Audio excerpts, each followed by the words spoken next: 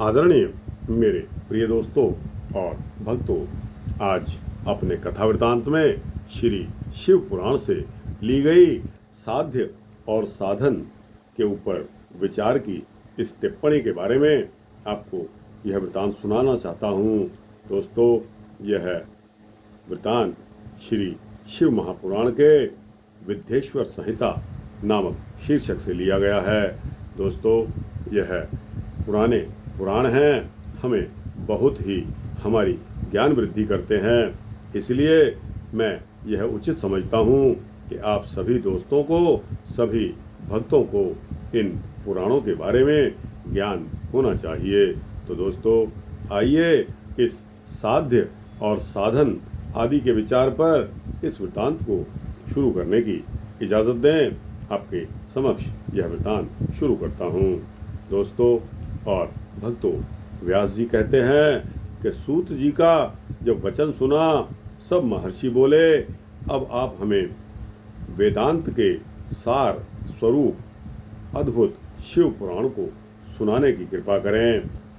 मुनियों का वचन सुनकर अतिशय प्रसन्न होकर सूत जी भगवान शंकर का स्मरण करते हुए श्रेष्ठ मुनियों को बताने लगे। क्या बताने लगे? सूत जी बोले कि आप सब महर्षिगण रोग शोक से रहित कल्याणमयी भगवान शिव का स्मरण करने के वेद के सार सत्व से प्रकट पुराण प्रवर शिव पुराण को सुनो। शिव पुराण को सुनने से, जिसमें भक्ति, ज्ञान और वैराग्य तीनों का प्रीति पूर्वक गान किया गया है और वेदांत वैद्य सद अस्तु का विशेष रूप से वर्णन भी किया गया है। हे ऋषिगण, आप लोग वेद के सारभूत पुराण को सुने। बहुत काल में पुनः पूर्व कल्प व्यतीत होने पर इस वर्तमान कल्प में जब सृष्टि कर्म आरंभ हुआ, उन दिनों 6 कुलों के महर्षि परस्पर वाद विवाद करते हुए कहने लगे, अमुक वस्तु सबसे उत्कृष्ट है और अमुक वस्तु नहीं है। उनके इस विवाद ने अत्यंत महान रूप धारण कर लिया। तब वे सब के सब अपनी शंका के समाधान के लिए सृष्टिकर्ता अविनाशी ब्रह्मा जी के पास चले गए और हाथ जोड़कर विनती करने लगे। विनती में बोले कि हे प्रभु, आप संपूर्ण जगत का भरण पोषण करने वाले हैं और समस्त कारणों के भी कारण हैं। हम यह जानना चाहते हैं कि संपूर्ण तत्वों से परे परात्पर पुराण पुरुष कौन हैं। तब ब्रह्मा जी ने बताया कि जहाँ से मन सहित वाणी उन्हें न पाकर लौट आती है तथा जिनसे ब्रह्मा, विष्णु, रुद्र और इंद्र आदि से युक्त यह संपूर्ण जगत समस्त भूतों एवं इंद्रों के साथ पहले प्रकट हुआ है, वे ही ये देव, महादेव, सर्वज्ञ एवं संपूर्ण जगत के स्वामी हैं। यही सबसे उत्कृष्ट हैं। उत्तम भक्ति से ही इनका साक्षात्कार किया जा सकता है। दूसरे किसी उपाय से कहीं इनका दर्शन नहीं होता। रुद्र, हरिहर तथा अन्य देवेश्वर सदा उत्तम भक्ति भाव से उनका नित्य दर्शन करना चाहते हैं। अधिक कहने की आवश्यकता तो नहीं है। भगवान शिव में भक्ति होने से मनुष्य संसार के बंधन से मुक्त हो जाता है। देवताओं के कृपा प्रसाद से ही उसमें भक्ति होती है और भक्ति से देवता का कृपा प्रसाद प्राप्त होता है। ठीक उसी तरह जैसे यहाँ अंकुर से बीज और बीज से अंकुर उत्पन्न होता है। इसीलिए हे द्विजो, आप लोग भगवान शंकर का कृपा प्रसाद प्राप्त करने के लिए भूतल पर जहाँ वहाँ सहस्त्र वर्षों तक चलने वाले एक विशाल यज्ञ का आयोजन करें। इन यज्ञपति भगवान शिव की ही कृपा से वेदोक्त विद्या के सारभूत साध्य साधन का ज्ञान होता है।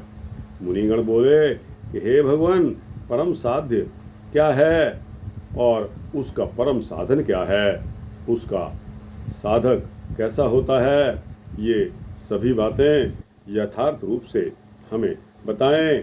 तब श्री ब्रह्मा जी ने बताया कि शिव पद की प्राप्ति ही साध्य है, उनकी सेवा ही साधन है तथा उनके प्रसाद से जो नित्य नैमित्तिक आदि फलों की ओर से निष्प्रह होता है वही साधक है। वेदोक्त कर्म का अनुष्ठान करके उसके महान फल को भगवान शिव के चरणों में समर्पित कर देना ही परमेश्वर की प्राप्ति है। वही सालोक्य आदि के क्रम से प्राप्त होने वाली मुक्ति है। उन पुरुषों की भक्ति के अनुसार उन सबको उत्कृष्ट फल की प्राप्ति होती है। उस भक्ति के साधन अनेक प्रकार के हैं, जिनका प्रतिपादन साक्षात माहेश्वर ने ही किया है। उसे संक्षिप्त करके मैं सारभूत साधन को आपको बता रहा हूँ।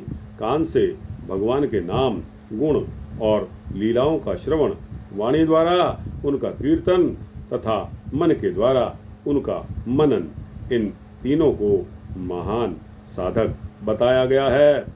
मतलब यह है, तात्पर्य यह है कि माहेश्वर का श्रवण, कीर्तन और मनन करना चाहिए। यह श्रुति का वाक्य हम सभी के लिए प्रमाणभूत है।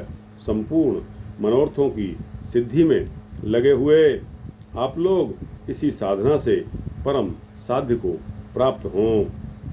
लोग प्रत्यक्ष वस्तु को नेत्र से देखकर उसमें प्रवृत्त होते हैं, परंतु जिस वस्तु का कहीं भी प्रत्यक्ष दर्शन नहीं होता, उसे ज्ञान, उसे श्रवण इंद्रियों द्वारा जान सुनकर मनुष्य उसकी प्राप्ति के लिए चेष्टा करता है, कोशिश करता है।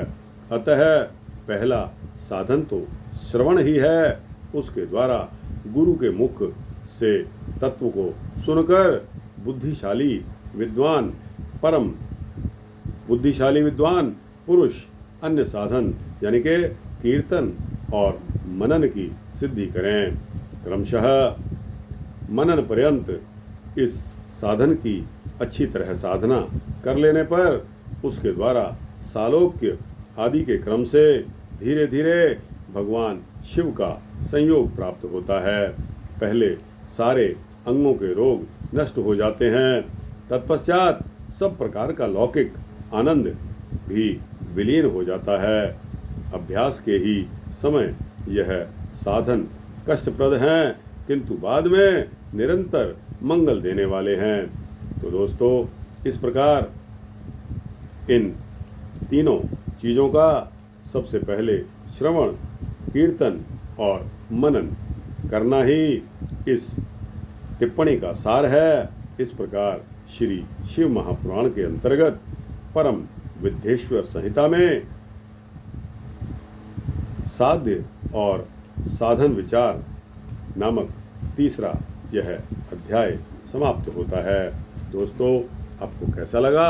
अच्छा लगा हो तो इसको लाइक और शेयर करिए, अपने दोस्तों, भक्तों, मित्रों, जिज्ञासुओं तक पहुंचाइए। इस चैनल को सब्सक्राइब कर देंगे तो आपको इसी तरह के सूक्ष्म भक्ति वृत्तांत मिलते रहेंगे। जय श्री शिव।